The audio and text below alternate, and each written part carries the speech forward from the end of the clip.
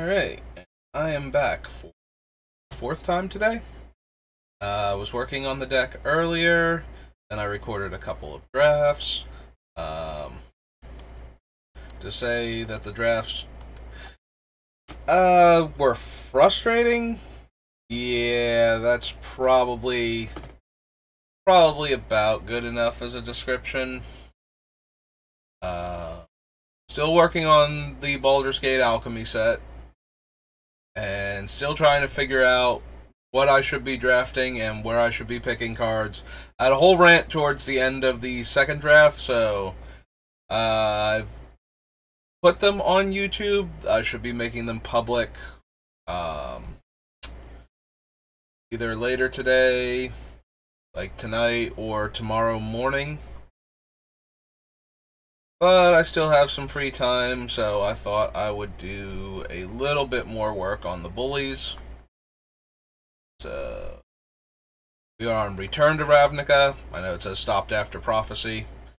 I did not update that when I saved the last time, so we actually did the Return to Ravnica. We did Ravnica Allegiance and Ravnica City of Guilds. And now we are on Return to Ravnica. So, Abrupt Decay kills small permanents. Definitely powerful, and versatile, but not as good as some of the other similarly priced removal that we have to work with. So, Arrow Predation kills a creature with flying, gives us 2 life. Annihilating Fire deals 3 damage to target creature. If a creature dealt damage this way would die, exile it at 3 mana. Certainly better options. Reach, Trample, 5/5. No. First strike, whenever a player casts a spell from a graveyard, deals 3 damage to that player. No. Destroy target creature, its controller discards a card. +4/-4. Defender, taps to add mana equal to the number of defenders you control of any color. Yeah. Good old 6/7 with no abilities. Some Azorius stuff. Enters the battlefield, you may destroy target artifact. Fire-breathing lizard for 2 mana. Print Blood Crypt. 4/3 trample, unleash. So you can choose to give it a counter and then it can't block. Probably not going to be super relevant for us. Rush Driver's a 3/1 vigilance. Carnival Hellsteed, 5/4 first strike, haste, and unleash.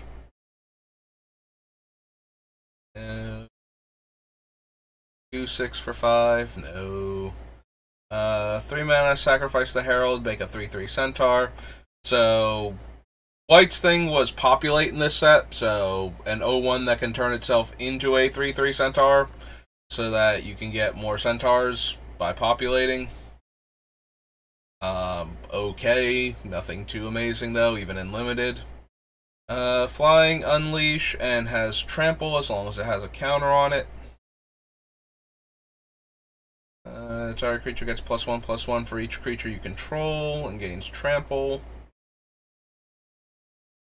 Chromatic Lantern, very good for mana fixing, obviously. Turns all of your lands into 5-color mana producers. Equipped creature gets +1/+0 for each of its colors and equips for 1. That. 5/2 for 4, no. Target player puts the top card of their library into their graveyard. So Codex Shredder is another piece of Lantern Control. It's one of the alternate mill cards.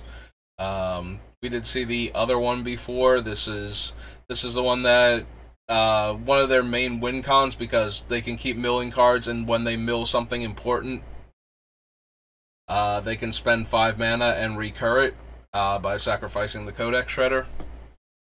Corpsejack Menace is a 4/4 and makes, when you put counters on your creatures, makes it double the number of counters, I believe. Yep. Okay, Cremate exiles a card from a graveyard and you draw a card. I know this is a reprint. There are also a couple other versions of this type of effect. I forget where Cremate specifically was originally from. I think we saw it earlier. But there's like so many different variations on this effect. Cryptborn Horror is a 0/0 Trampler. Enters the battlefield with X counters on it, where X is the total life lost by your opponents this turn. So really hard for us to give anybody a giant creature unless we're going to pay a bunch of our life to do it on an opponent's turn and then hand them this thing. Probably the only way we will realistically give them a large creature with that card and that they can attack with. Dark Revenant dies, put it on the top of its owner's library.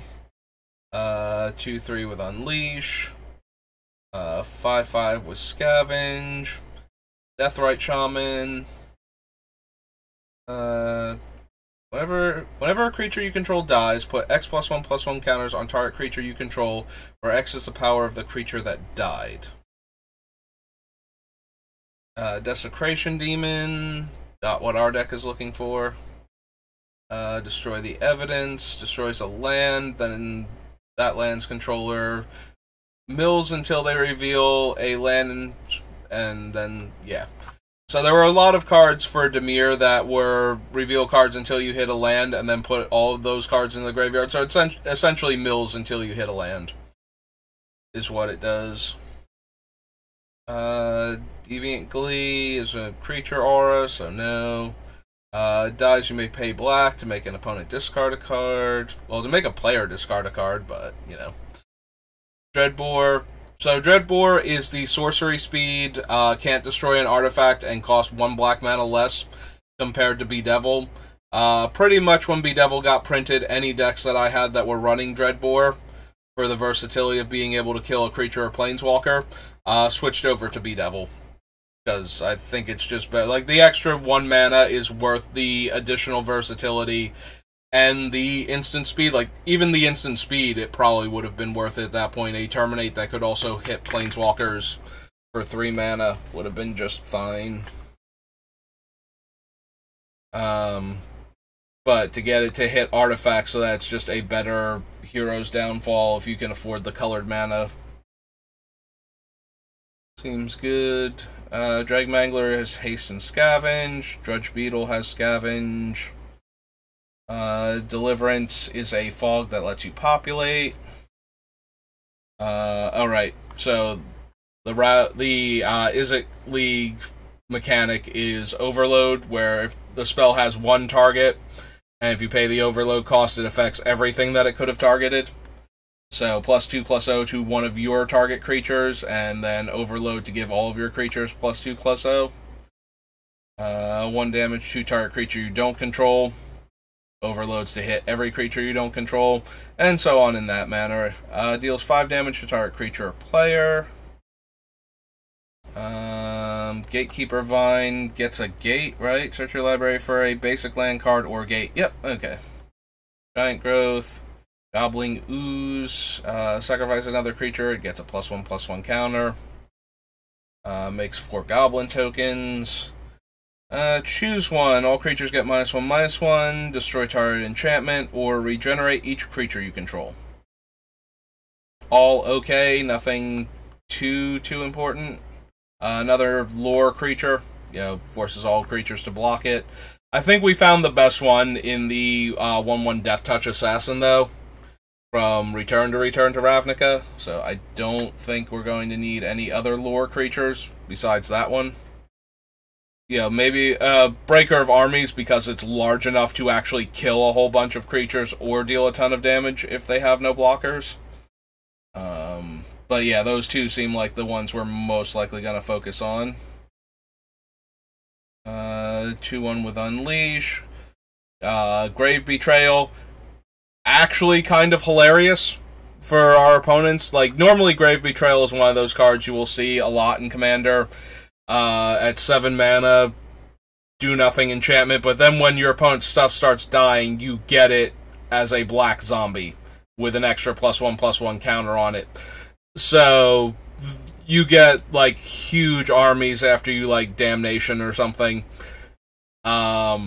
This one's hilarious because the stuff that they would get back is the stuff that we want to give out and are, like, we give it to somebody, we steal it back from them, and then we sacrifice it, and now, theoretically, we would have to give it to the player with Grave Betrayal.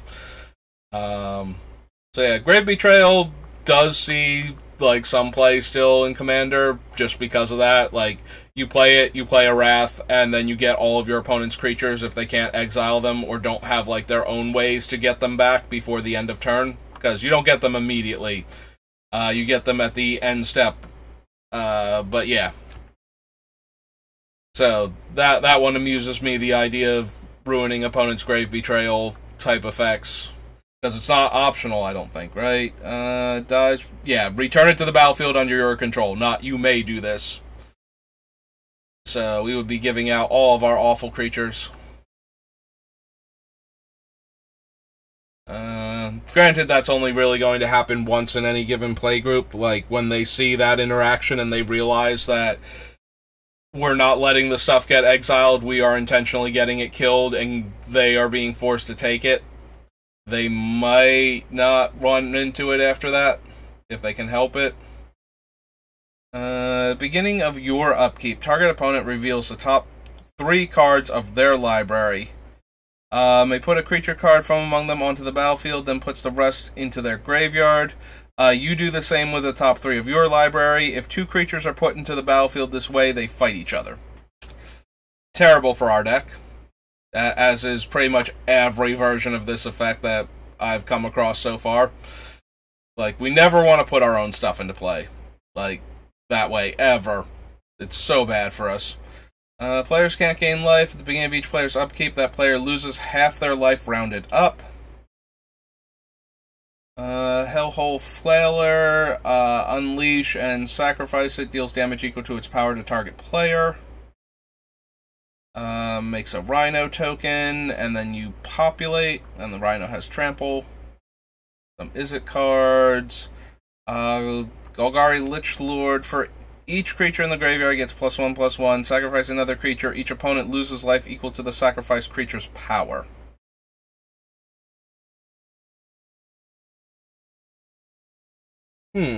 Sacrifice a swamp and a forest, return Jared from your graveyard to your hand. I just noticed that he has additional text underneath that. I was like, didn't he have a resurrection ability? And yes, he does. Alright, so return, or, you know, instead of typing over there, you could type where I clicked. That would be nice. Return Ravnica.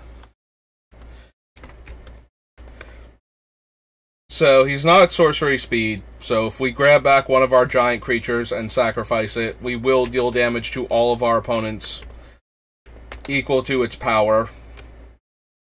So I think that is worth at least considering him. We'll add him to the list. Search your library for up to 2 creature cards, reveal them, put one into your hand and the other into your graveyard, then shuffle. So we have, like, all of these bad Entomb effects on our list, so I guess we're going to add that one also, and then we will just figure out which ones we need.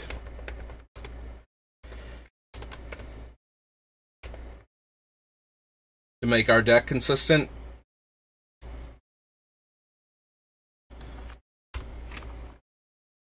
Alright, Corrosive Guildmage.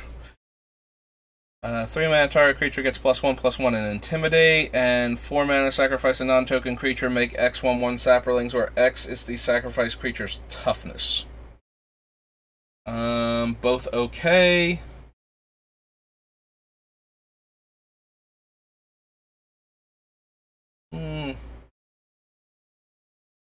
See, that's a 3/3 Trample Scavenger. Launch Party is a bad removal spell. Lobber Crew deals 1 damage and multicolored spells untap it. Trample, discard a creature. This gets a counter, and black regenerate. Mana Bloom is green and X, comes in with X counters. Remove a counter from it. Add 1 mana of any color to your mana pool. Use only once per turn. Beginning of your upkeep, if there are no charge counters on it, return it to owner's hand. Target player just... Oh, it's Mind Rot. Yep. 6/2 First Strike Haste for 7. No. 4 damage to a creature you don't control. Overloads for 6. Whenever a creature you control deals combat damage to a player, put that many +1/+1 counters on it. As long as it's not your turn, tapped creatures you control have hexproof.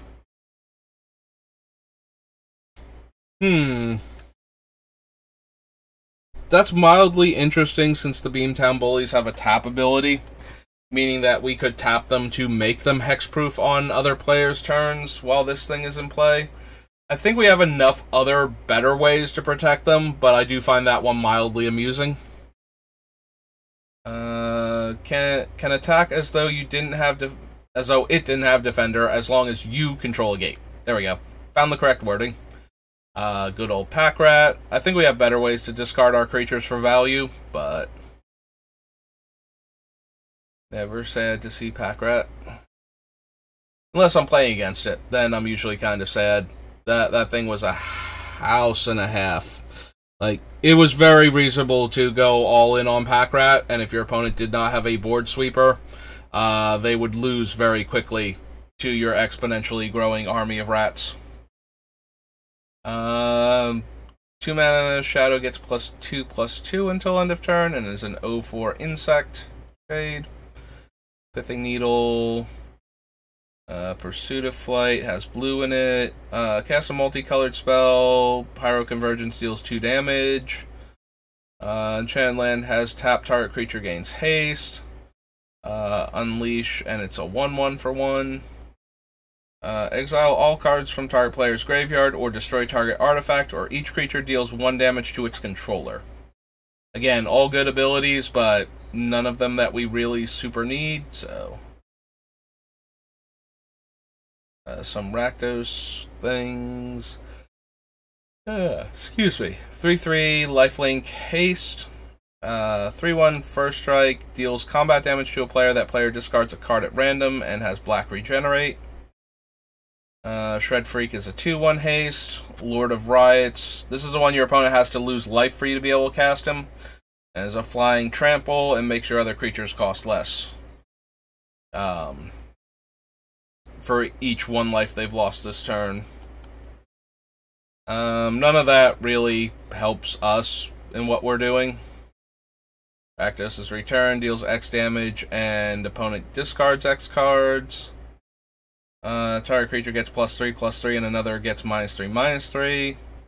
Rixmati Guildmage is 2 mana to make a blocking creature get -1/-1, and 2 mana to make target player lose 1 life if they've lost life this turn.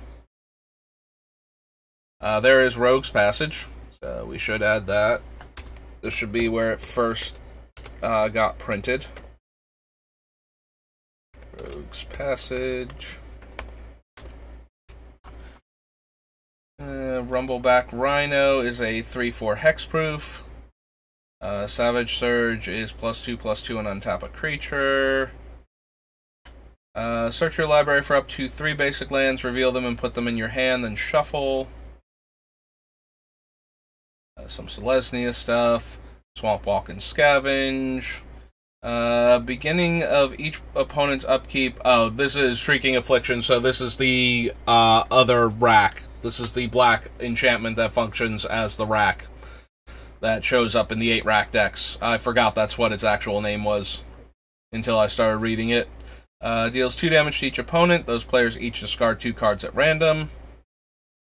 Can't be countered. Name a non-land card, then look at your opponent's graveyard, hand, and library.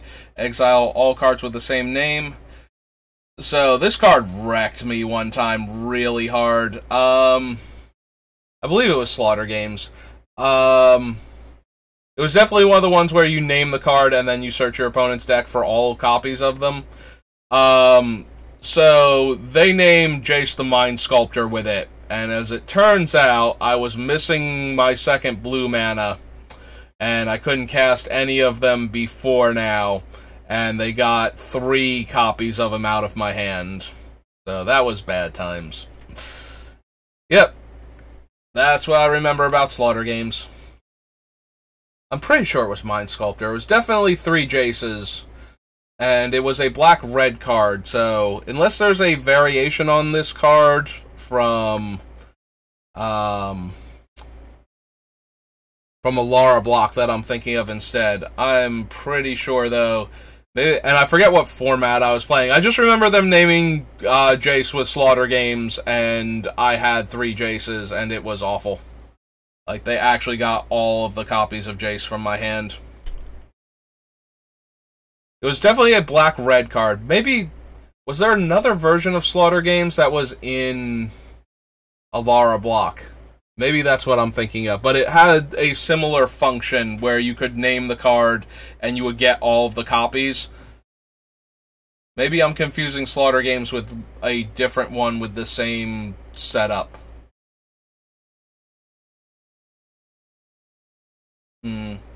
Now I'm second guessing myself. I know it was a black-red spell, and I know it hit all 3 copies in my hand.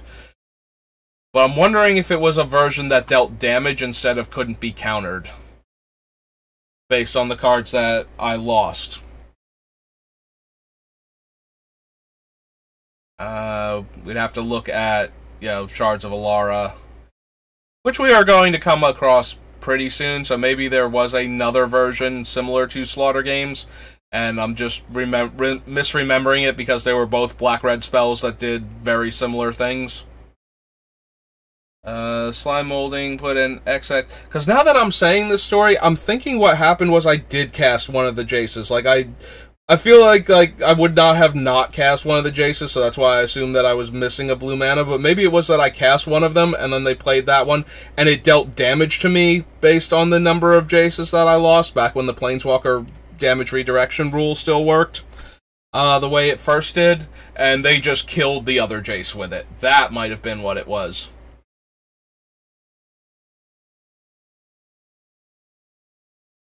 Yeah, I might be confusing Slaughter Games with a very similar card from Alara block, because we shouldn't have had Mind Sculptor in Standard when this thing was out. But it's definitely a red-black card with nearly identical game text that hit all of my Jaces.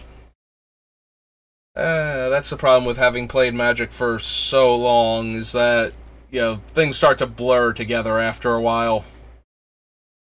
XX Green Ooze token. Slitherhead scavenges for 0 and is a 1/1. 2/2 Death Touch with Scavenge. Slum Reaper is a bigger Flushbag Marauder and is a horror instead of a zombie. Spawn of Rix Mahdi is a 5/3 with Unleash. Splatter Thug is a 2/2 First Strike with Unleash. Stab Wound cripples a creature and bleeds out the opponent. Stonefair Crocodile is a 3/2 that can gain lifelink for black mana. Deals X damage to target creature without flying you don't control, and 2 red and double X to overload it. Street Sweeper. Okay, so Street Sweeper I actually have a story about too. And this is another game that I lost. So, I was playing against an opponent, and I had drafted a very red-blue deck. And I had the Niv Mizzet from this set. So, I forget exactly. So, it's not the 3 red and 3 blue Niv Mizzet, and it's not the tap to draw a card from the original one. So, I'm blanking on exactly this particular Niv Mizzet's game text, but it was one of those. Similar to the other Niv Mizzets, it lets you draw cards and deal damage. Like, that's probably why it's so hard to remember every version of Niv Mizzet that isn't the 5-color version, is they are all very similar and they all work very well with each other. I think the one was, you dealt damage when you drew cards, so this one was you drew cards when you dealt damage, because they all also interact with each other. Like, Niv Mizzet with Niv Mizzet, and Niv Mizzet is, can generate infinite damage and card draw by virtue of existing next to each other. So the problem was that my opponent, so I won game 1, and my opponent put in Street Sweeper from their sideboard in order to combat my deck, because the Street Sweeper had good base stats against my creature and was very hard for me to kill with Niv Mizzet, and my Niv Mizzet, I believe Niv in this set is a 5/5. So it was awkward to get it into combat with the Street Sweeper, because it wasn't necessarily going to kill it, and it was putting my Niv Mizzet at risk. So I wound up losing to this Street Sweeper. Like, I always had awkward blocks. I could not get rid of this 4-power creature. I think eventually it did get into combat with Niv Mizzet just because I couldn't not do it anymore, and my Niv Mizzet did die. And at the end of it, I said to the guy, like, he was a guy that very rarely showed up at one of the places I play at, but I knew him. Like, he's this huge dude, rugby player. Usually came in, like, beat up from a rugby scrum, and then, you know, was looking to play Magic now. He was done physically exercising. He was looking for, like, a little mental exercise. And I said to him, I was like, okay, I'm willing to admit that Street Sweeper actually lined up pretty good with my cards, but, you know, in order to put it into your deck, at every point in time before that, it was a Street Sweeper. I don't know how you figured out that it was going to line up so well against my deck. And he just looks at me and goes, sometimes you just need an Obsianus Golem. And as somebody who's been playing Magic for forever, I appreciated that comment. Obsianus Golem is literally this card. I believe it does actually have the creature type Golem instead of Construct, and has no game text. So yeah, it's just a 6-mana 4/6. And that line, like, sometimes you just need an Obsianus Golem, has kind of stuck with me. I don't always think of it properly, both when drafting cards and when looking at sideboard options, but it is something that crosses my mind often enough when I'm doing that sort of thing, that it's just like, sometimes you just need the right numbers on the card. Like, a bad card can beat a much better card if its numbers line up favorably with that card. And this Street Sweeper at the time, like, it was a late pick for him. He didn't, like, prioritize it or anything, and it wasn't his sideboard. But its numbers lined up with what I was doing well enough that it was worth considering bringing in. And I was so low on Street Sweeper for how bad its ability is and how mediocre its stats are, that I did not give it the chance that I probably should have, because it's a colorless card. You can run it in any deck that you draft it in, and its stats just happen to line up very well with the creatures that I had drafted and the removal that I had access to. So, you know, and he put it in based on what he had seen from my deck in Game 1. So this is just one of those moments where I learned something by losing a game of Magic to a card that I thought was absolute garbage. Is that I was spending too much time focusing on how mediocre the ability and the stats were, and not whether or not a 6-mana 4/6 might just have the stats lined up perfectly for the deck that I was playing against. You know, that's how he saw it, and that's why he was able to beat me with it. And if I want to get better at Magic, I need to be able to see things like that, especially for limited games. I was talking a lot earlier after my draft, after how poorly it went, about things that I should be trying next time when I draft to look at, to see if I can change how my drafts have been going. I have not gotten a 7-win deck with Baldur's Gate Alchemy, and I don't feel like I've been drafting bad decks, but I haven't been winning enough to be able to say that, no, I know that I am drafting correctly with these sets, so I have to go back and reevaluate. I start to say words that start with S and then change them, and it's making me slur my words a bit there. But I have to go back and reevaluate where I'm prioritizing cards, because I think I'm overvaluing some of them and undervaluing others because of that. And so I'm not taking the cards that would give me the best chance to win, but I'm taking cards that look like they should let me win, so I have to figure out why I think that they're good and how they're bad in this set, and try and work from there, but yeah. So that is the story about Street Sweeper. So if you have any doubts that I have stories about every card in the history of Magic, Street Sweeper. That's the Street Sweeper story, and it's actually kind of important to my development as a limited player and a Magic player in general, is the mentality that he had with the Street Sweeper. And I have, like I said, I have tried to be a bit more open-minded about cards. Sometimes I still fall into the same thought patterns that made me so dismissive of an admittedly mediocre card. But if you dismiss a card just because it's mediocre, especially in Limited, where you don't have access to better cards, and this card would actually be good in the situation that you're in if you could just get past what you initially thought of it, that's a skill that helps you get a couple more percentage points in your win columns. And literally that's all it takes sometimes. Sorry, I need a drink of water. Starting to get thirsty after all this rambling, but like most players think of getting better at Magic as like a multiplier, but it's not. You get better by percentage points. And the best players in the world playing against other, elite players of the game have, I think, it used to be like 65%, I think it's gotten up to like 70% for the absolute best players. Their win rate is still 70%.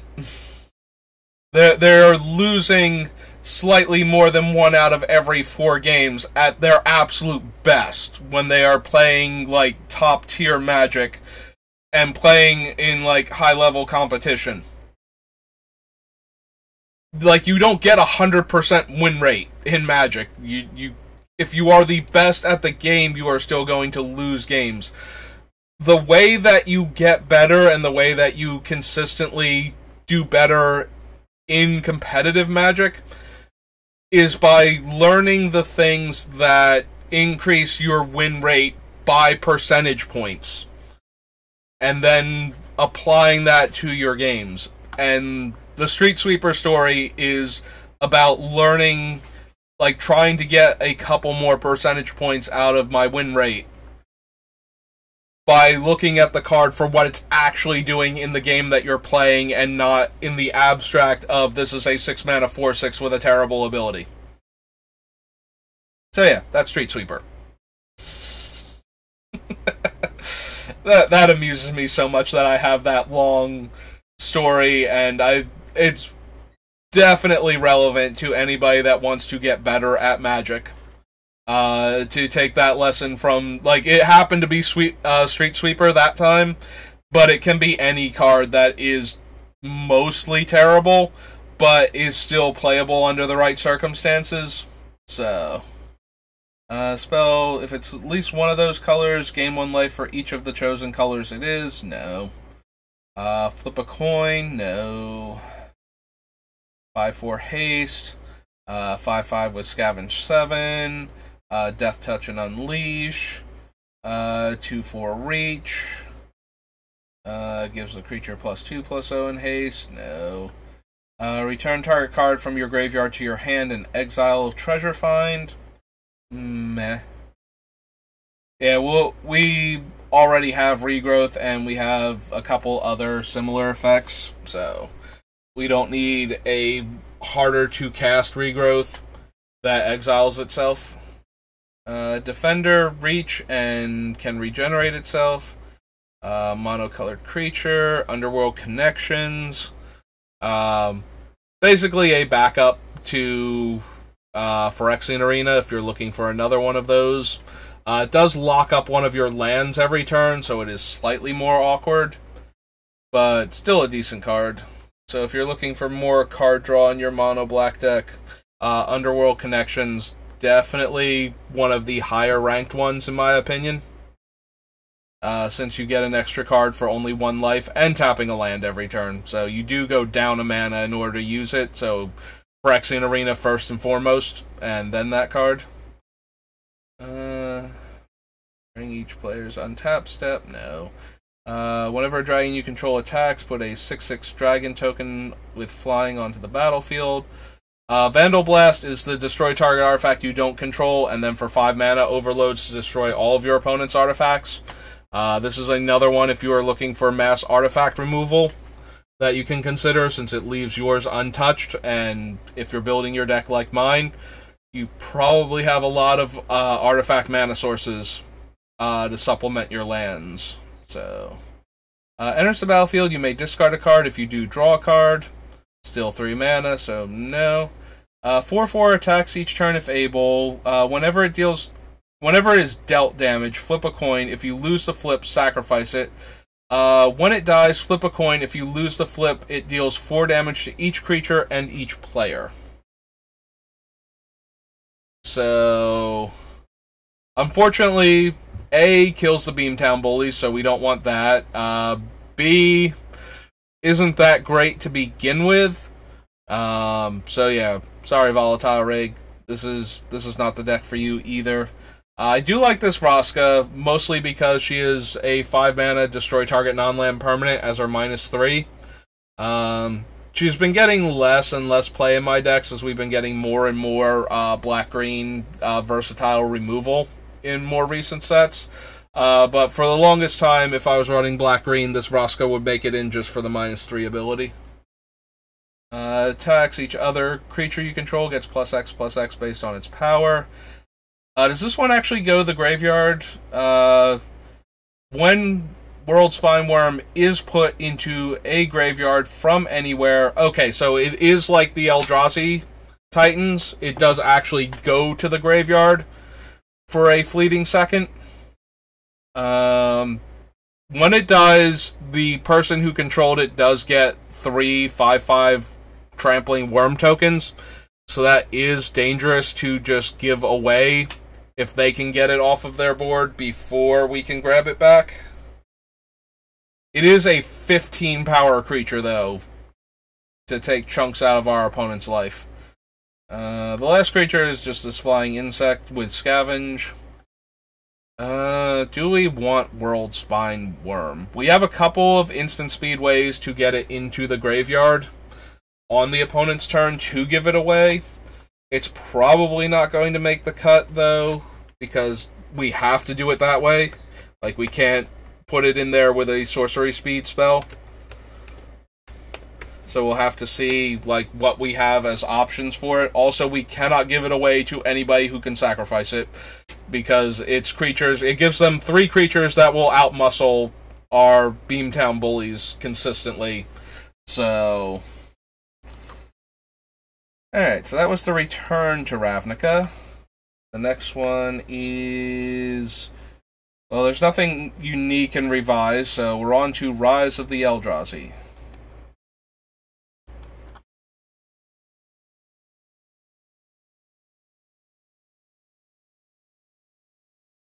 So, our deck already has the problem of a lot of the cards that we are putting in it are incredibly expensive, you know, big, dumb creatures. So anything we see in this deck that, or in this set that we want to put in is probably going to fall into that category, unfortunately. So, top 5 cards of your library may reveal a colorless card from among them. Yeah. I had to stop and reread Ancient Stirrings because I know it shows up in Tron, so things that show up in Tron, we have to double check which ones do which things. Just to make sure it's not one of the ones that fetches the land from your deck. So it should just be Sylvan Scrying and the map that we can use to get like Homeward Path directly from our deck. I knew one of them was like, look at the top cards. I thought it was Ancient Stirrings, but I just want to be sure, because it's been so long since I've had to care like what Tron actually runs for its land fixing.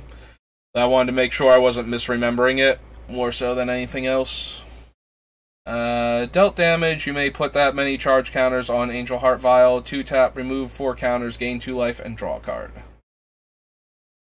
Bloodlord blocks or becomes blocked by a creature with power 1 or less, destroy it. 10-9 cast triggers, reanimate a creature, and Annihilator 2. So no. Power less than it can't block it, and gets +1/+1 for each aura on the battlefield.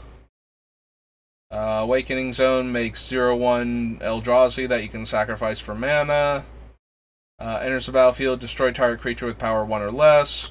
Beginning of your end step, you may reveal the top card of your library. If you do, each opponent loses life equal to that card's converted mana cost. 1/3 Defender that taps to give haste. 4 mana 2/2 that gives +2 power. +2/+2 and has whenever this creature attacks, untap all lands you control. Beastbreaker is a base 2/2. 8 mana, target player loses 3 life, you gain 3. 1/1 sack a creature gets +2/+2. Yeah, there's a lot of like super medium thing. Like Totem Armor is not going to help anything that we're doing because auras aren't very good in this deck. We can't put them on anything that we're giving away if they don't have flash.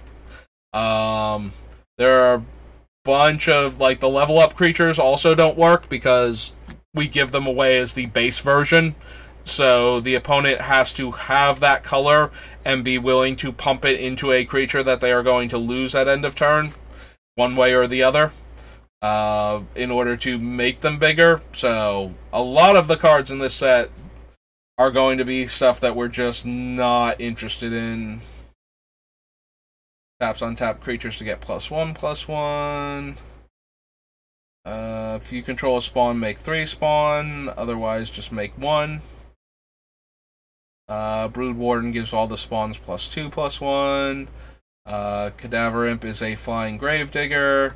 Conquering Mastercore enters the battlefield, gain control of target creature and opponent controls until end of turn. Untap that creature, gains haste. Destroy each creature with CMC 3 or less that can't be regenerated. Target player sacks a creature, you gain life equal to the toughness and rebound. Enchanted Land becomes a swamp and deals 2 damage to its controller when they tap it. Well, makes them lose 2 life. Corpse Hatch destroys a non-black creature and gives you 2 0/1s. Curse of Wizardry, choose a color. Whenever a player casts a spell of the chosen color, that player loses 1 life. 2/2 Death Touch. 1/1 sack it, target player loses 1 life and you gain 1 life. It's another aura. Cast a spell, sacrifice X lands, make 2 XX elementals. Disaster Radius, reveal a creature from your hand, deals X damage based on the card's CMC. Drana. So, there are a lot of people that liked Rise of the Eldrazi Limited because it plays very differently from almost every other Magic set up until that point. If you have ever played Rise of the Eldrazi, though, you will know, if you have experienced it enough times, this is the card that ruined it for a lot of people. Drana is way cheaper than a lot of the other threats that you could have in Rise of the Eldrazi that are game-ending, but she will slaughter your opponent. She is a 5 mana 4/4 flyer, so already decent stats. X and 2 black gives a creature -X toughness until end of turn, and she gains +X power. So you need multiple flying blockers with 4+ power in order to kill Drana in combat. Because if they can kill one of them, then and you don't have the other one, then you're not blocking her, and she just fireballs you every turn until she dies, or until you do. So, Drana is an absolutely absurd bomb, and she's at regular rare instead of mythic. So, if you've ever heard people talk about Rise of the Eldrazi as like one of their favorite draft sets, most of those people hate that Drana exists. They feel like she upends everything they actually liked about Rise of the Eldrazi Limited. So, she is the fun police for this set. She is the cheat code this is the bomb that you take and win games. If you ever do a Rise of the Eldrazi flashback and you see her or you're anywhere near black and get past her, take this card, win that draft, and congratulations. Dread Drone is a 4/1 that makes 2 0/1s. Dreamstone Hedron is 3 Mind Stones stapled together. Eldrazi Conscription is the biggest, baddest creature aura ever.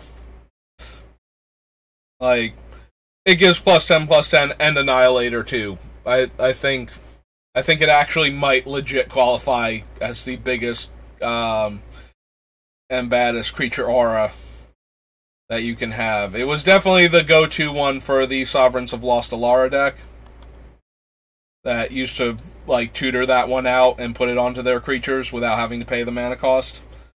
Emrakul's Hatcher makes 3. Sorry, Emrakul, you are not legal in Commander.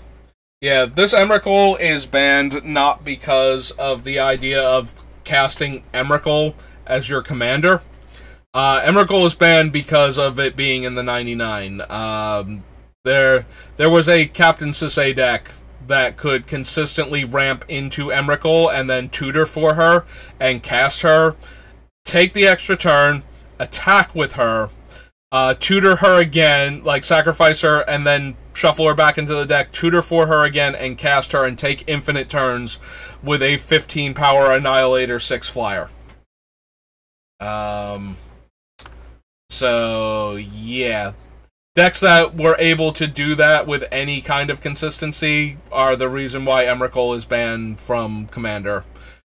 Because otherwise she's a 15 mana creature, and while that's powerful and the Time Walk effect is cool, being able to do that every single turn to lock out the game and have this giant doomsday weapon that the opponent can't interact with. I mean, they could interact with Sisay sometimes, but if Sisay was untargetable, and Emrakul has protection from instants, I believe. What is this one? Can't be countered, flying... Oh, it's protection from colored spells, that's what it was. The other Emrakul is the protection from instants one. But yeah, so that is why Emrakul is banned in Commander. 3/5, put into a graveyard from the battlefield, gain 4 life. 1/2 lifelink, gets +5 power if blocked. Target player loses 3, you gain 3, and you make 3 Eldrazi tokens. Evolve. Explosive Revelation. This is another variant on Erratic Explosion.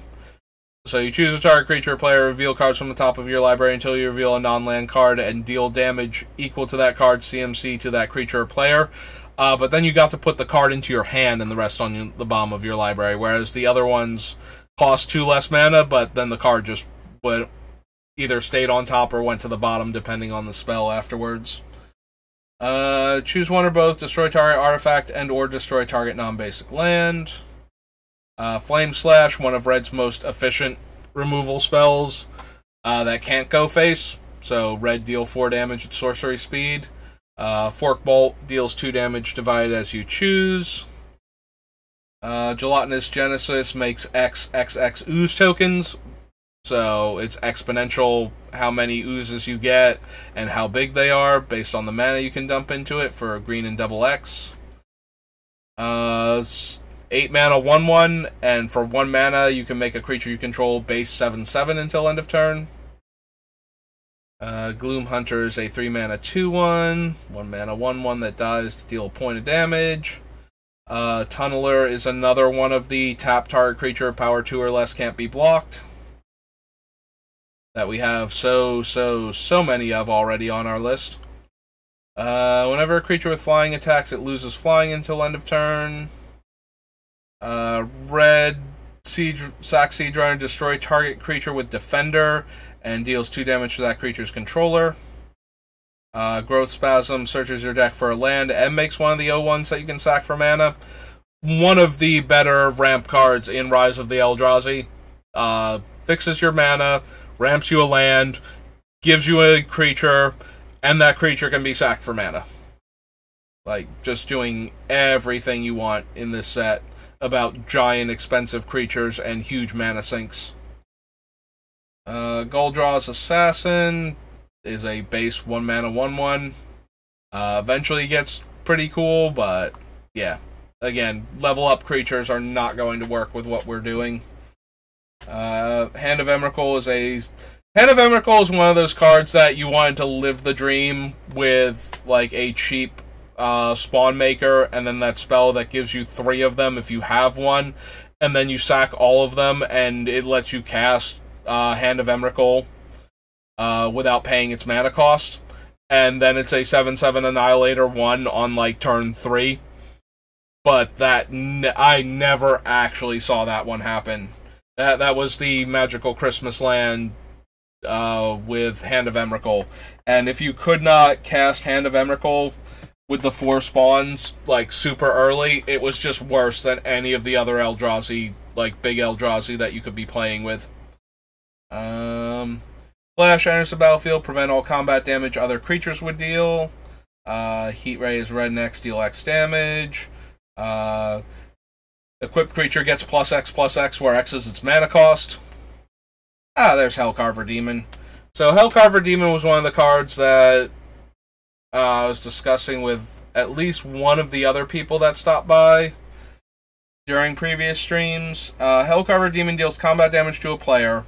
Sacrifice all other permanents you control and discard your hand. Exile... Okay, so Helcarver Demon is not an attack trigger, it is a combat damage trigger, which makes Helcarver Demon less appealing. If it was an attack trigger, since we're forcing players to attack with it. But they do get to exile the top 6 cards of their library. They may cast any number of non-land cards exiled this way without paying the mana cost. So... yes, it is nuking all of their land and getting all of the rest of the cards out of their hand. It is still kind of dangerous. Like, there is a lot that can go wrong with Helcarver Demon. We're going to put him on the list, though. He is still very potent, and it is very possible to, like, completely lock a player out of the game with his effect. Again, losing all of your lands means that even if you get some decent creatures onto the battlefield because of this, you have limited ways of protecting them usually. Like, the other cards that you get to cast for free have to be the effects that protect them, and then you have no mana. So, you know, like, even, Swiftfoot Boots is not giving your creature, you know, hexproof. You need, like, Lightning Greaves because you don't have mana, assuming, because you did discard your hand too. It's not like you can hold lands to play afterwards with this thing. And yeah, you get to cast the non-land cards, so even if you exile lands, you don't get those as mana sources. So, unless you have, like, artifact mana, and you get spells that, you know, turn into things that can protect your creatures, you probably can't protect even the cool things that you do get. So unless you get, like, combo pieces, and you do get them, like, after combat damage has been dealt, so even if you flip, like, Kiki-Jiki and, you know, like, one of the creatures that goes infinite with him off of this, or some similar setup, it still has to be a way that wins on the spot. It can't be, like, a damage-based one, like Kiki. Like, it would have to be some other infinite combo. Which is possible. You can accidentally flip into an infinite combo and have your opponent go off, like, right there. Because you gave them 6 free spells off the top of their deck, potentially. Like, up to 6.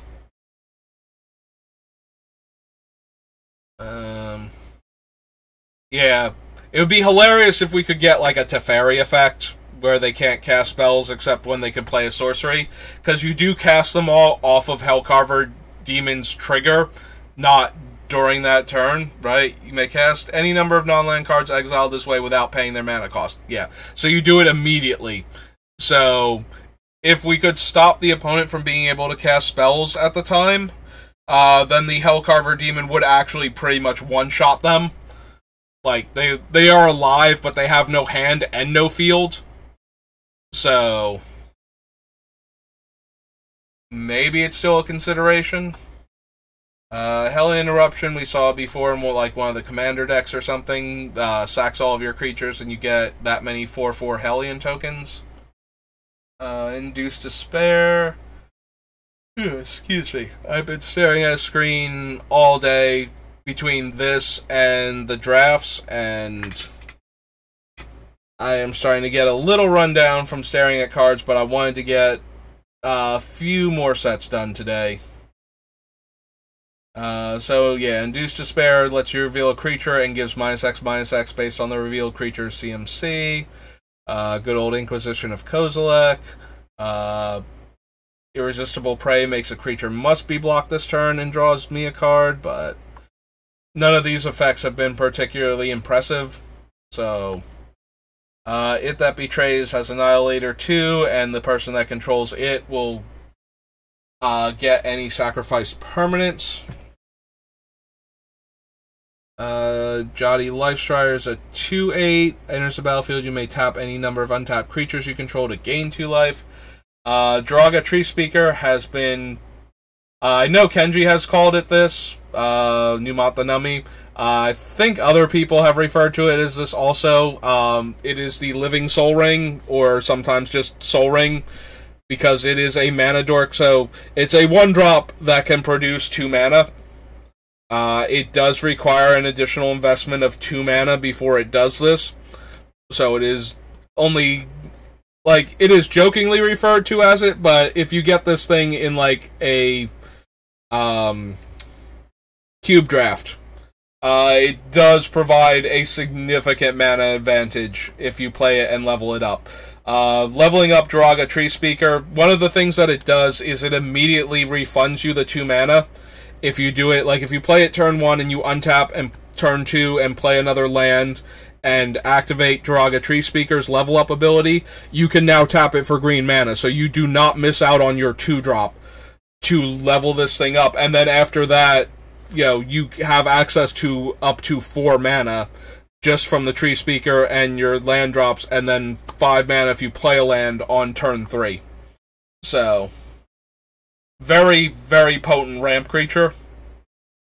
Like, it's as humorous as it sounds to refer to it as a Soul Ring, it kind of really is if the opponent can't kill it. Like, more so than any other ramp creature, this is one of the more dangerous ones because it accelerates you so quickly.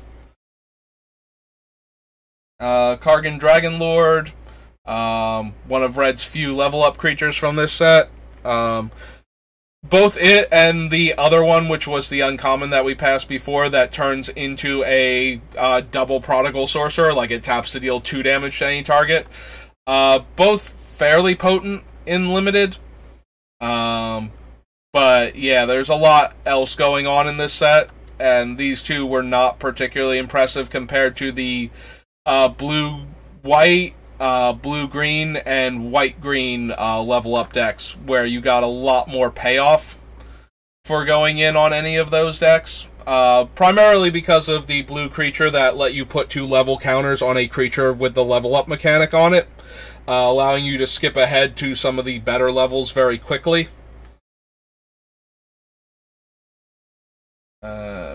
Yeah, Kazandu Tuskcaller can make elephants eventually. It started, like, eventually being, 4 mana invested in it, it taps to make an elephant.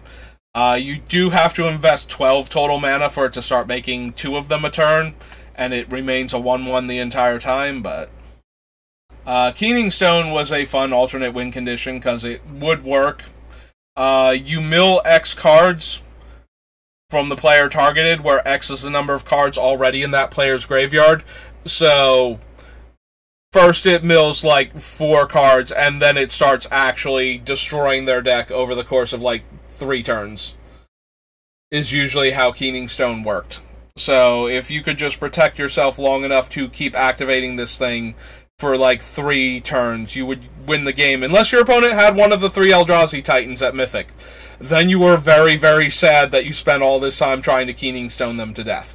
because you literally cannot until they draw that stupid card. And once they draw it, or once they don't draw it and it gets shuffled back in, all of your work is undone. If you have to get another card into their graveyard for Keening Stone to even do anything again, let alone to try hoping that they've drawn the Eldrazi Titan since then, or will before you hit it again. Yeah, like it was a miserable thing to find out your opponent has an Eldrazi Titan when you drafted this, but they're 3 mythics and they have to be running them, and you have to win by Keening Stone for them to like decide to sideboard one of them in if they had it and weren't running it. So, yeah, usually a pretty solid win condition in Rise of the Eldrazi. It was a very slow, rampy format, so it was entirely possible in some games to just stick a Keening Stone and wreck your opponent with it. There were games that went fast, so level up creatures, like I said, the creature that puts 2 counters on your level up creatures to level them up faster really speeds up the clock. Like, that was a super aggro deck in this format, and therefore one of the more powerful strategies you could be doing. There's Kiln Fiend, another card that got super popular. Prior to Prowess becoming an actual keyworded mechanic, this thing gets +3 power for you casting an instant or sorcery spell. So the idea was to cast things that buff it anyway or deal damage to your opponent and just have this thing go off and deal a ton of damage in a single turn.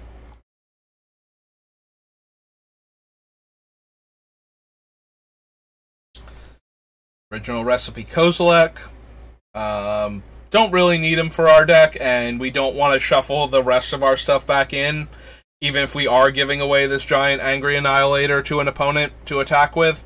I think we don't necessarily need him or Ulamog for our deck. Predator is okay.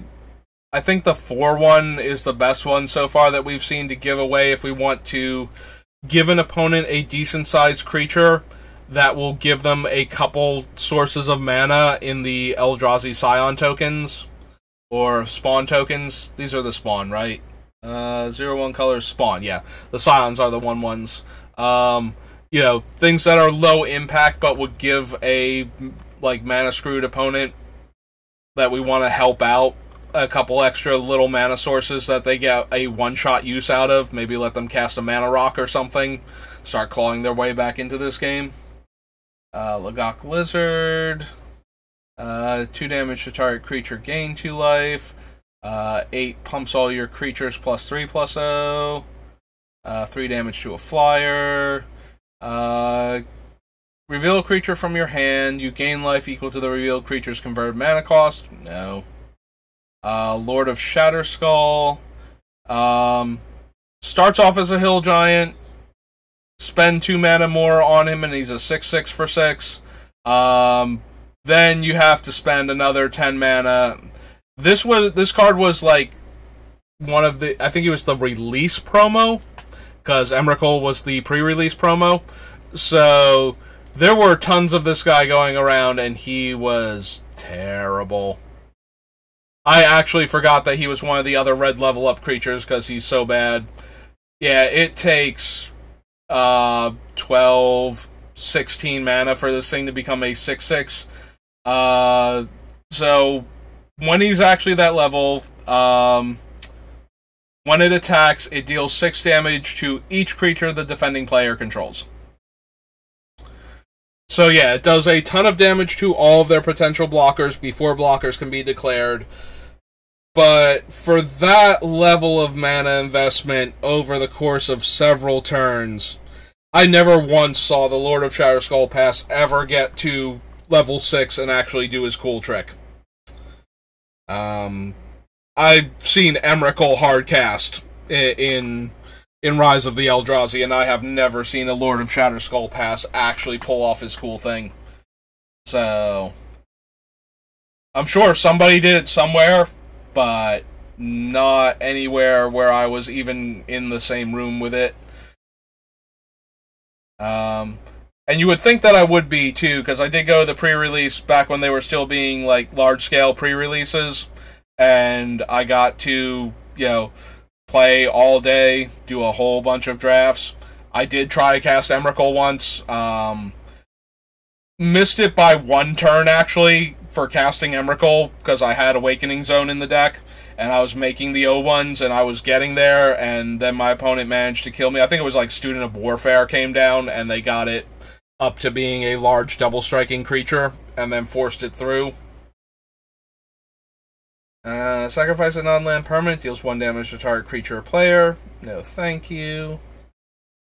Might of the Masses, Momentous Fall.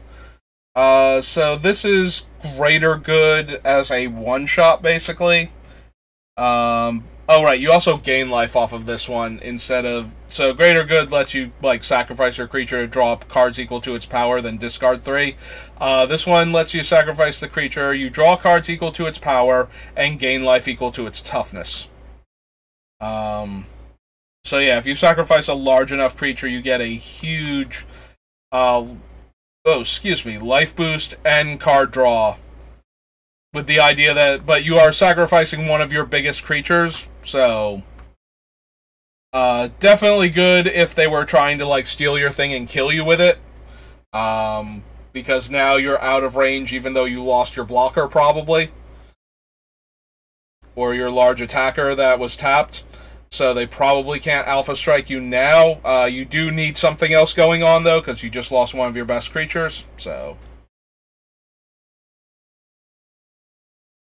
Play with the top card of your library revealed. As long as the top card is a creature, gets +3/+3. As long as the top card is a land, they have tap, add 2 mana of any color. No. 5 mana, 3/5. Nope. 2/2, that makes an 0/1. Another one of the absolute best cards in this set. Your 2/2 bear also gives you a one-shot mana ramp or chump blocker, or sometimes both. And with the right cards, also gives you a potential attacker. So, Nest Invader, definitely one of the full package creatures in this set. The other ones were also playable, like the ones that I was considering giving out, like the Hatcher of Emrakul, the Dread Drone, and Kozilek's Predator. But yeah, this one, just so efficient. The other ones are still very playable, like, very decent. And you should probably be playing them if you're running their colors, because making 0/1s that make mana is never a bad thing to be doing in this set. Gain Swamp Walk until end of turn, draw a card. No.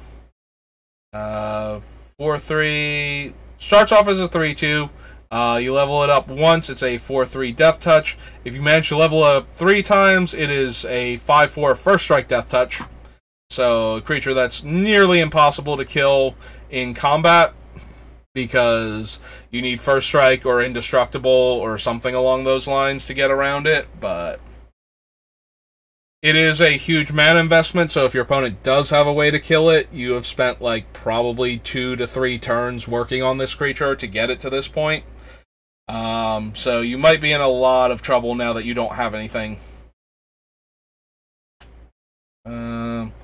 Also, if you're on the back foot when you get this guy going, you do have to worry about things like Annihilator coming at you, and you losing all of your stuff, even if you do kill the large creature that's attacking you. And that's assuming that you still can. There are a few cards, I believe, that will save it in this set.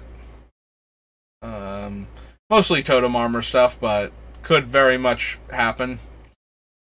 Nirkana Revenant is the thing that makes your swamps tap for an extra black, and is a shade itself, so, loves all that extra black mana. Not of This World is one of those really weird cards, so it counters a spell or an ability that targets a permanent you control, but it also costs 7 less to cast if the permanent or ability is targeting a creature you control with power 7 or greater. So our bullies aren't that big, but if they were a large creature, this is something to consider. It lets you tap out and lets you protect your large spell in, any color combination. So that can be relevant. One of the reasons why Force of Will is the card that it is, aside from letting you react to your opponents when you don't have mana up when they're trying to do something cool and win the game, is the idea that you can play your win con without any mana left over and still be protecting it. That is half of the power of Force of Will, is being able to protect your win con when you tap out for it.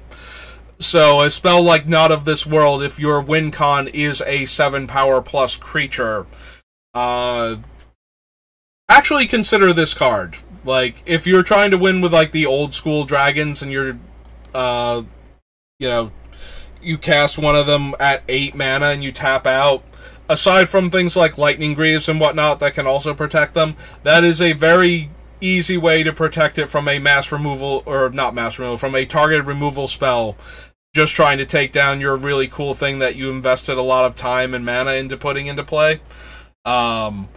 Obviously that card is not good if most of your stuff is not that big and your commander isn't that big. But yeah, I do like spells that let you tap out and look vulnerable. That's why I'm, considering running Deflecting Swat in this deck, is because you look vulnerable, but you're actually not. It's like another way to protect your creature and minimizes the number of things your opponent could reasonably have that would let them kill it in that situation. So, Undo Giant. Green was very powerful in Rise of the Eldrazi. Ramp was super strong. So this 4 mana 2/4 that gets a land from your deck into play, definitely worth running.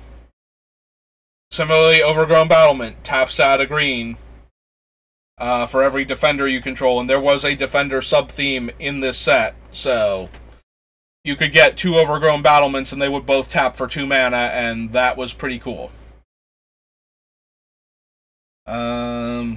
So Pathrazer of Ulamog is difficult to block and Annihilator 3 without any other drawbacks other than its massive casting cost.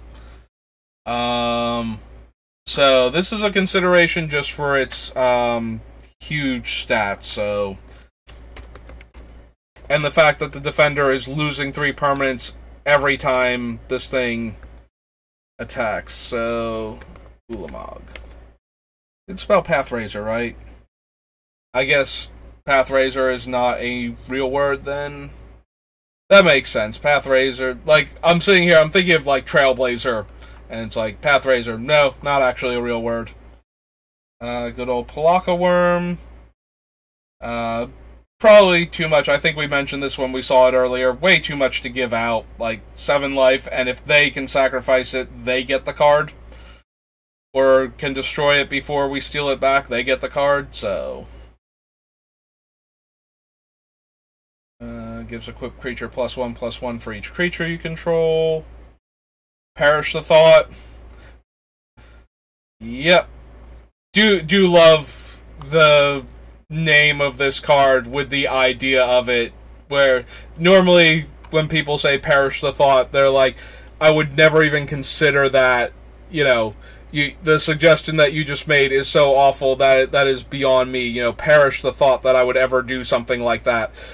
In this case, though, it is actually an Eldrazi murdering an idea in somebody's head with its clawed finger. So, yeah, I'm mildly amused by that one. Target creature attacks this turn if able. Ray Bombardment is how you turn all of your drones into points of damage, because they attack and they have power 2 or less. They deal a damage to the opponent. 5/4 Trampler deals combat damage to a player. Put that many spawn into play. This is the terrible Gifts Ungiven, right? That gets lands specifically. 4 lands with different names and reveal them. Opponent chooses 2 of them. Put those cards in your graveyard and the rest into your hand. Yep. Reinforced Bulwark. Repaying Kind. Each player loses life equal to the... makes their life total equal to the lowest life total among all players. Probably not necessary. Sarkhan the Mad. Love the design on this one. Sarkhan is a bit mentally unstable after having come into contact with both Bolas and Bolas's brother Ugin's ghost. So he cannot gain loyalty, but all of his abilities are fairly potent, especially that Zero. He bobs himself rather than you. So, Dark Confidant, you reveal the card, you take damage equal to the casting cost of the card and add it to your hand. Yeah, Sarkhan takes the hit instead. So, when combined with cards that let you look at the top card of your deck, Sarkhan the Mad can easily become a Howling Mine that your opponent has to deal with, or you just keep getting extra cards. Like, even if you don't like, if the cards on top of your deck all have high CMC, you can top swap and have him deal a single point of damage to himself to get the top back after drawing one of the 3 cards from the top, and then draw for turn, and then replay top, and have it back up again, so that on subsequent turns. So yeah, Sarkhan the Mad was a card that I genuinely loved, because I love jamming Sensei's Divining Top into pretty much every commander deck, with all of the deck manipulation I usually run anyway. And his abilities are not terrible.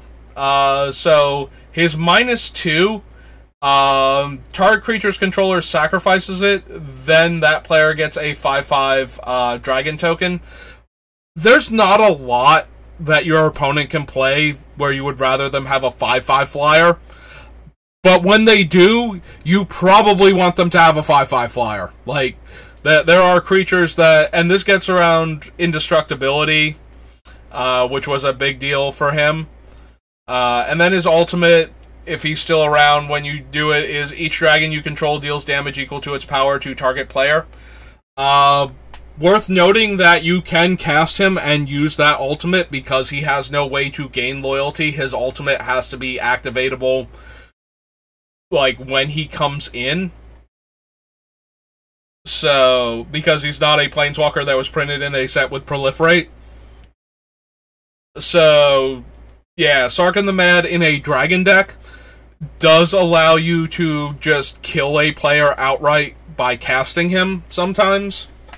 So that is also interesting, but yeah, I always love Sarkhan for the 0 ability. Even if you just draw like 3 cards off of him over the course of a couple turns and your opponent makes like a bad attack into him at one point in time, that's still more than worth it. If you get like a few lands off of him that you didn't have to draw naturally, and he stays at high loyalty and distracts the opponent, also good times in Limited. So yeah, Sarkhan the Mad, definitely one of my, like, I wouldn't say favorite cards, but I do love the design on him.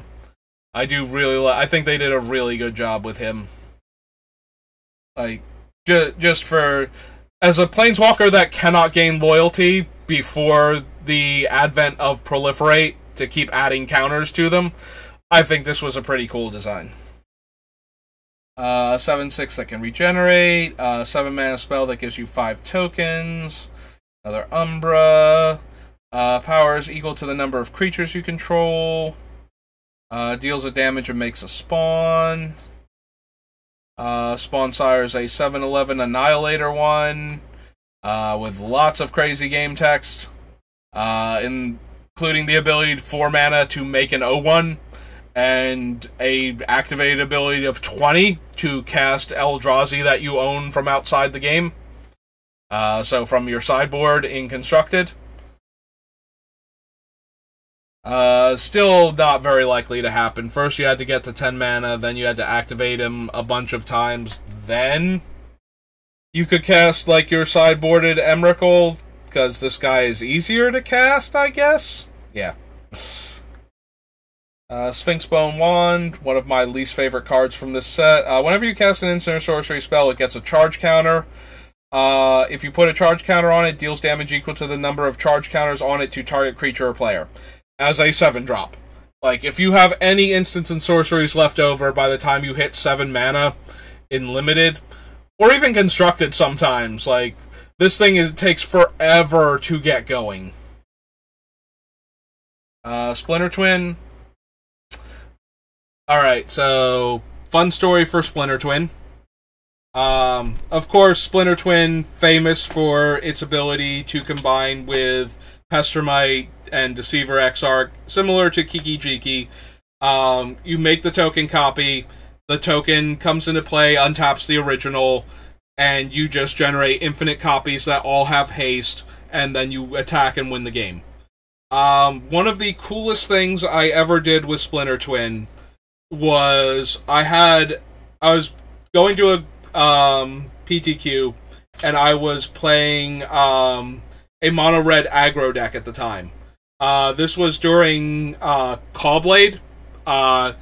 We had just gotten excuse me, we had just gotten the third set, so New Phyrexia.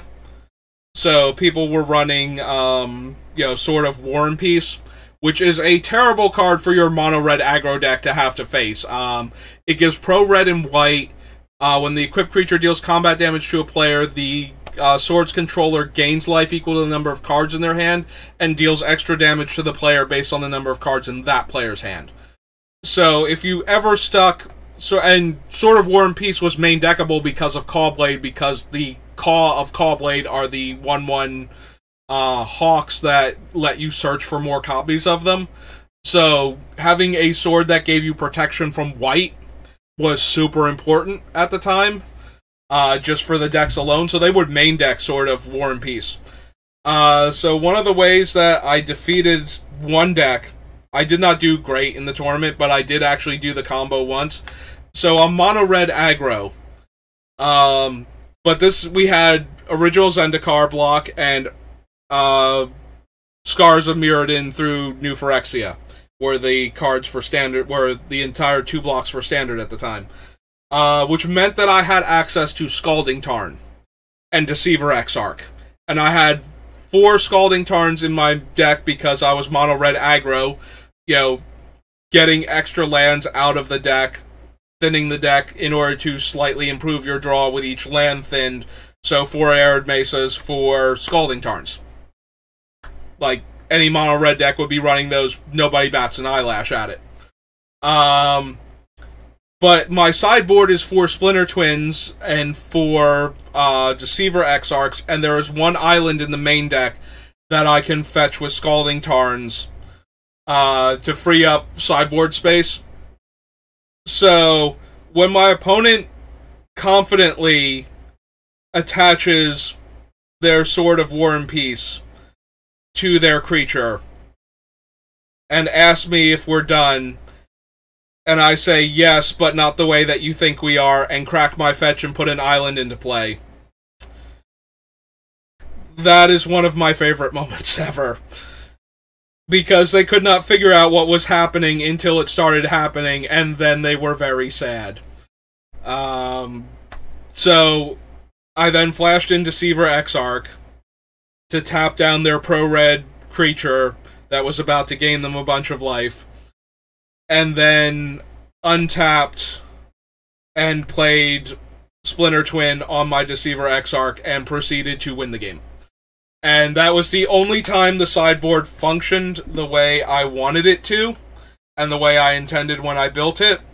So the fact that it worked the way I wanted it to was wonderful, but it did only work that one time, and unfortunately I did not win very many rounds of that particular PTQ, so... But I had fun when that actually worked the way I had intended. I felt so good about myself for having answers to the Callblade deck that they would not be playing around, and that would actually beat them. Because most of their removal was designed for smaller creatures, so a 4 toughness creature. Actually kind of a problem for them to just kill on the spot, even if they knew this is what I was doing. And it certainly did not help when they didn't know it was coming and they tapped out to play their sword and equip it in the same turn. So, I wish it had done that more often, obviously, even if I had not still qualified, just so I could say I did it multiple times, but the fact that it actually worked as intended that one time made me feel good about myself and made me feel like, maybe if I had done a bit better. Maybe the deck needed a bit more work. Maybe this should have been a main deck consideration instead of something to pull out of the sideboard to ambush people with. But it very much amused me that it worked the way it did and that it functioned properly. So that is my story about Splinter Twin. Not the Splinter Twin story you were probably expecting, but certainly one of my favorites.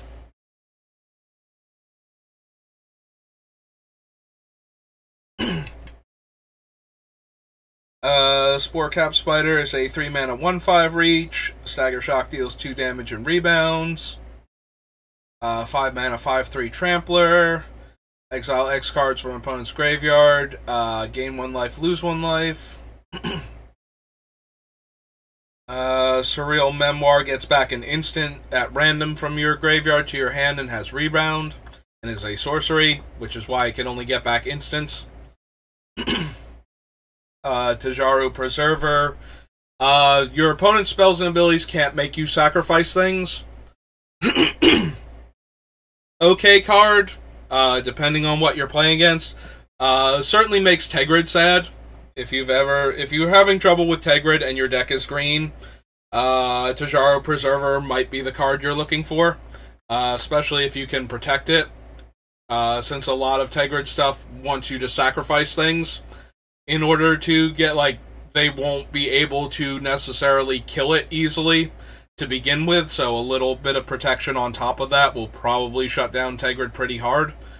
At least for you. They will still be able to make your opponents sacrifice things, and they will still be able to make you discard, so might not quite work out.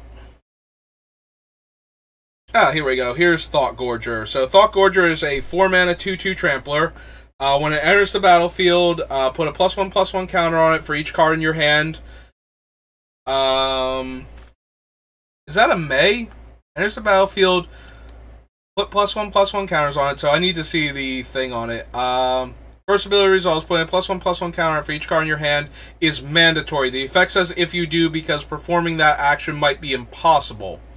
Thought Gorger has left the battlefield. Okay, so the if you do is so that your opponent can't kill it in response, or make you otherwise lose control of it. Losing control of it, though, if it's still in play, so if we gave it to somebody and grabbed it back with the ability on the stack, and they could not sacrifice it or kill it, they would have to discard their hand at that point, and give the counters to our Thought Gorger that they control.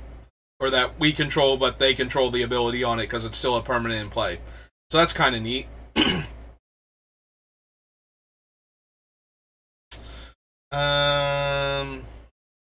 Yep, okay. So, notably, they do get to draw cards for each counter on it when it leaves the battlefield. So, if we can get the opponent to have to put the counters on it, lose their hand, and then we steal it back and kill it ourselves, we get the cards from the counters and they lose their hand. So, and this is a 4-mana creature. I mean, granted, we don't want to be casting it too often ourselves, but it is possible. So we will add it to the list. Traitorous Instincts untaps the creature and gives it +2 power until end of turn. Tuk Tuk is a 1/1 haste, and when it's put into the graveyard, you get the 5/5 Goblin Golem named Tuk Tuk the Returned. There's OG Ulamog, Ulamog's Crusher.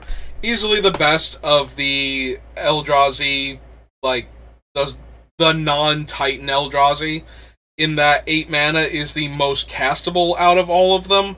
And Annihilator 2 is not something you overcome very easily and limited. Like, it takes a lot, or a Death Touch creature getting in this thing's way, in order to kill it, usually. And if it gets to keep attacking, usually the loss of permanence while you're at 8 mana and the opponent is not that high, means that their similarly power toughness creatures are going to become uncastable very quickly. So yeah, Ulamog's Crusher, definitely a powerhouse from the format, and probably the easiest one to cast. So, out of all of the Eldrazi with Annihilator, this is the one that you are probably ramping towards if you are playing Rise of the Eldrazi. And not just because it's common, but because it is probably the best one. 8 casting cost, 8/8. You know, maybe the Titans are better, but the Titans are really expensive. So, this is the most realistic one to cast, and it does a lot of damage to the opponent. Like, Death Touchers have to show up, or they have to have a removal spell before it starts attacking. Because once it starts attacking, the opponent's ability to win that game decreases dramatically. Like, even if they lose 2 lands and have to chump block, like, they're losing 3 permanents a turn to this monstrosity like that. And if 2 of them are lands, the ability to actually interact with it in this high mana cost format goes down a lot. And if they start taking hits from it, then they might not be able to live through your follow-up creature after they kill it. So, yeah, Ulamog's Crusher, definitely the big scary Eldrazi that you're usually ramping towards in this format. More so than any of the other ones. Attack, switch its power and toughness until end of turn. Vendetta, very efficient removal spell, but there are a lot of high toughness creatures that you might be killing yourself to deal with, but definitely a good way to stop the level up creatures from getting out of hand early on. Vengevine, you know, the staple of some Reanimator decks, some of the bizarre landless dredge decks. Very easy to get him out of your graveyard under the right circumstances. So if you've cast a spell, if it's your second creature spell this turn, so several of the creatures that get run in the bizarre dredge deck are, like, they're the Rootwalla, Basking Rootwalla, and Basking Sandwalla, or Frilled Sandwalla, whatever it's called, the red one. So they have Madness 0, so when you discard them, you can cast them for 0 mana. And then the Hollow one is a 5 casting cost creature, but its casting cost is reduced by 2 for every card you've discarded. So it's very easy to get a Vengevine into the graveyard and then cast 2 creatures without spending any mana, as long as you have them. There's also Hogak, who is castable from the graveyard with a combination of Convoke and Delve. So, yeah, you combine all of those, and you have a plethora of creatures that you can cast with no mana that you can use to cast 2 creatures in a single turn and thereby resurrect the Vengevine. And then it's a 4-power haste creature. So if you're wondering how those decks actually, with no mana sources, manage to cast 2 creatures, that's how.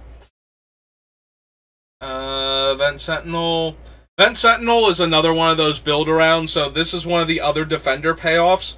It has 2 and tap it to deal damage to a player equal to the number of creatures with Defender you control. So very easy to start clocking the opponent for a lot of damage if you have, like, Vent Sentinels, Overgrown Battlements, the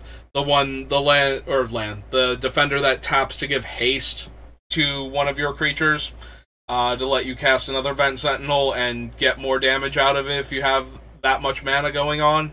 Yeah. Target creature gets +2/+0 and Death Touch, and this has Rebound. So no, +2/+2. As long as equipped creature has Defender, it can attack us, so it didn't have Defender. Not as good a payoff as some of the other things that we saw before.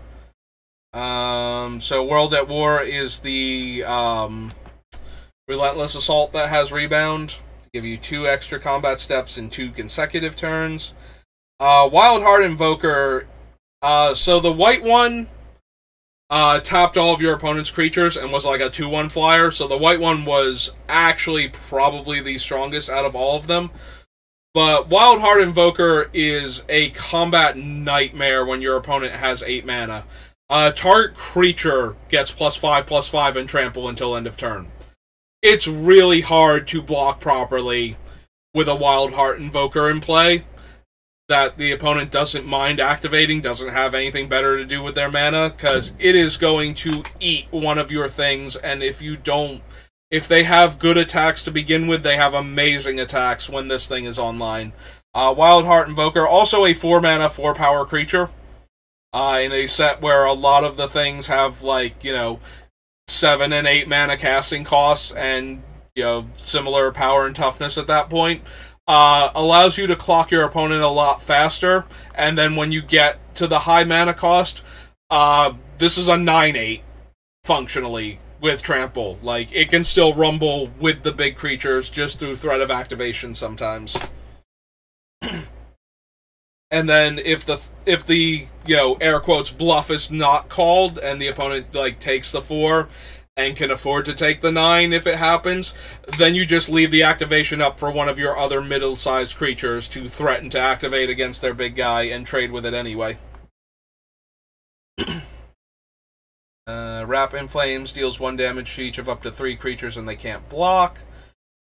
Shade is a 4-mana 2/2 that for 3 mana can pump itself. And Zulaport,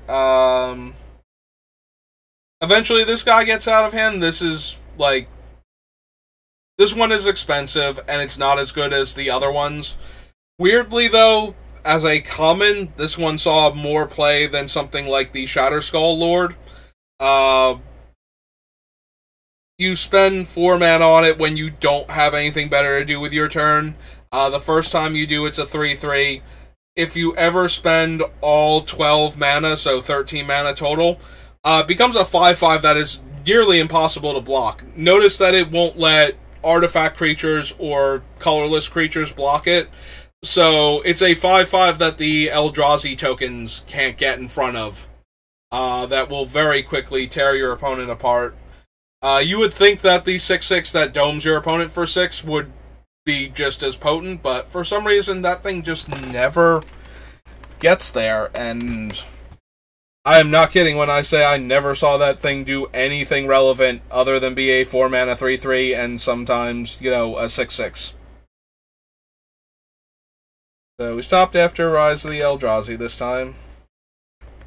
I just wanted to get a few more sets in. We're getting close to the end. We're in the R's now, so just a whole bunch of Zendikar sets to go, and, everything else in between, but we're getting there, so thanks for joining me again. We're going to keep working at this deck until we get all the way through all of the sets, and then we are going to build 2 completely separate decks, and then we're going to look at the price tags on those decks and try and figure out some, more budget-friendly alternatives.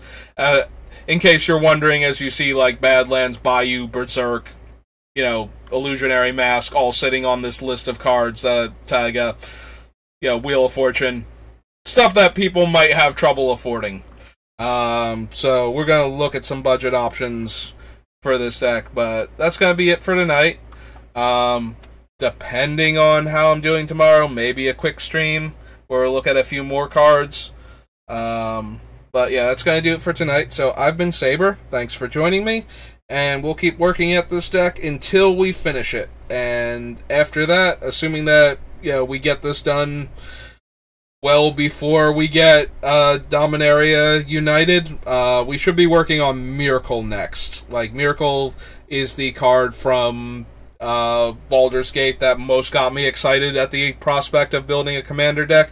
We're just going to do the 1 deck for Miracle, and he's going to be an all-in on value and or probably an Aristocrats build, but we'll have to see exactly what I want to do with him as I start picking out cards. But yeah, I'm expecting a high-end value engine from Miracle because he looks absurdly powerful, and I want to do fun things with him. Alright. So that's going to be it for today. Thanks for watching, and I'll see you later.